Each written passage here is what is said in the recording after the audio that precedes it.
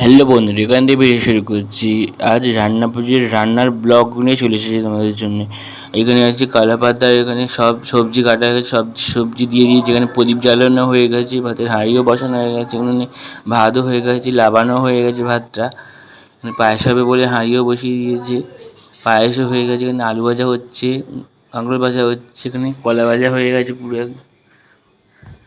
বেগুন ভাজা হয়ে গেছে। এবার চিংড়ি আর কাতলা মাছ, এখানে ইলিশ মাছের নুন হলুদ মাখিয়ে রেখে দিচ্ছে, ইলিশ মাছ ভাজাও হচ্ছে। আর এখানে কাতলা মাছের নুন হলুদ মাখিয়ে রেখে দিচ্ছে, কাতলা মাছ ভাজবে বলে তেলও গরম হচ্ছে, কাতলা মাছ ভাজাও হচ্ছে। এখানে আর চালের গুঁড়ো ঠাসা হচ্ছে এখানে। আর পিঠে তৈরি করছি আমি। কেরাম হয়েছে পিঠেটা কমেন্টে জানাবেন আপনারা। আর পিঠে সেদ্ধও হয়ে গেছে এখানে। আর এখানে তেলের পিঠেও হয়ে গেছে। আর কত রকম রান্না হয়েছে দেখুন, দেখা যাক।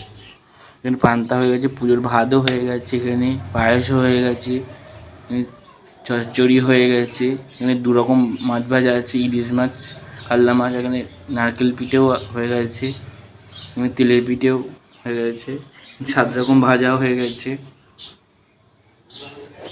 এখানে চচ্চড়ি, ডাল চচ্চড়ি আর চালতার চাটনি হয়েছে। এখানে ভিডিও শেষ করছি। ভালো লাগলে লাইক কমেন্ট শেয়ার সাবস্ক্রাইব করতে বলবেন।